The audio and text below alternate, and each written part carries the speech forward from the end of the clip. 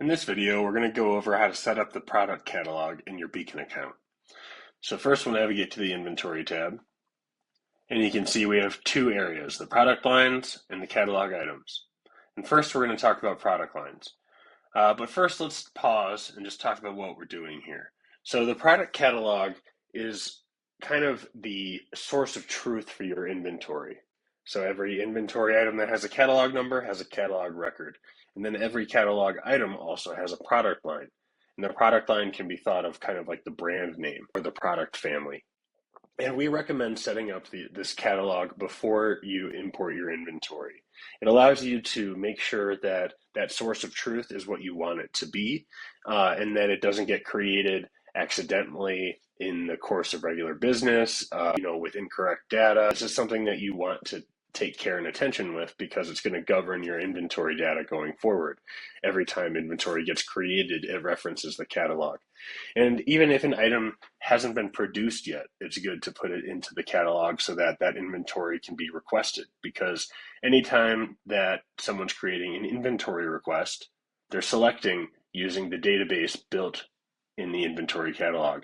Anytime something's being added to a preference card or a price list, all of these things draw on the inventory catalog to reference that information.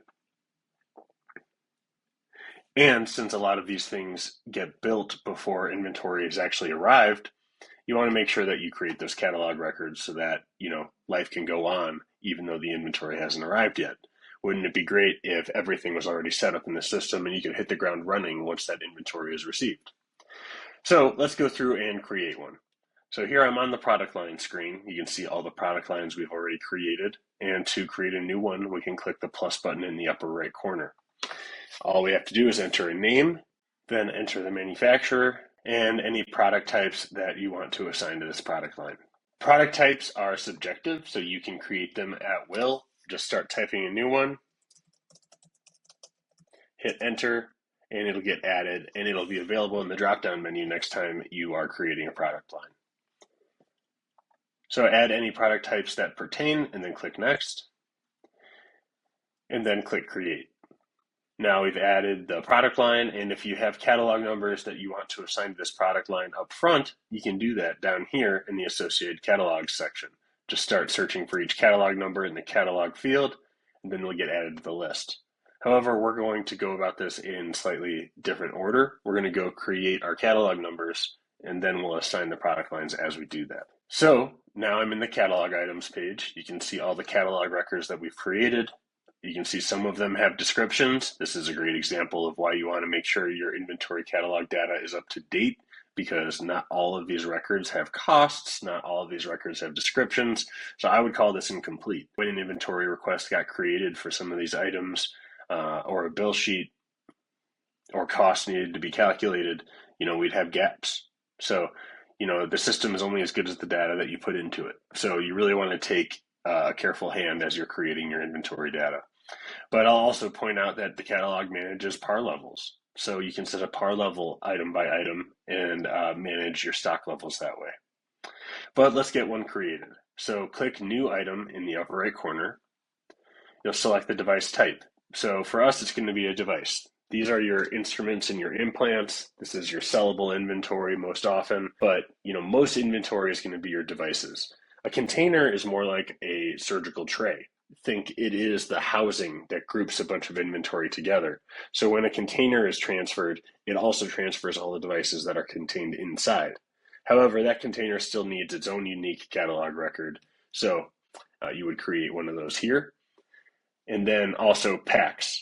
Packs are a great product type that allows you to manage what amounts to a bill of materials for the components of that sterile packed item. But for this one, we're going to just select device. Then we'll enter the new catalog number. And then we will select the manufacturer.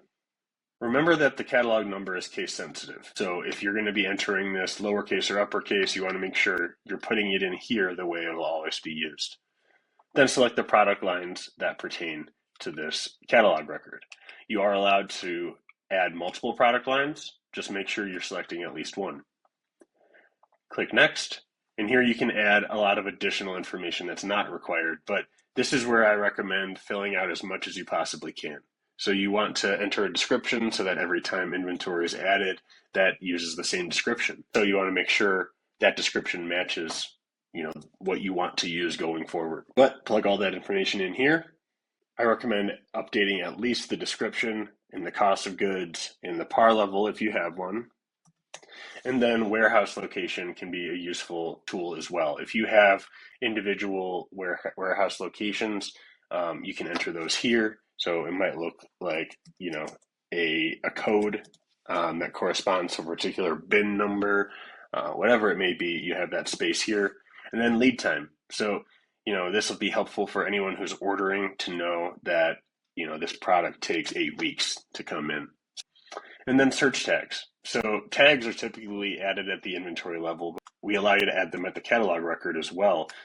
Search tags are user-defined search terms. So any information that we don't already allow you to track, you can create as a tag. You can select from the drop-down menu, or you can create a new one by clicking add, starting to type it in, and then click enter to add it. And then once it's been added once, it'll be available next time in the drop-down menu for you to select. All right, and then click create to add that catalog record. Now this item is available if someone were requesting inventory or building a preference card, as well as when you're going to create inventory, the system will have this record here. So we recommend doing this before you do your inventory creation. Thanks for tuning in, and tune into our other videos on how to create your inventory.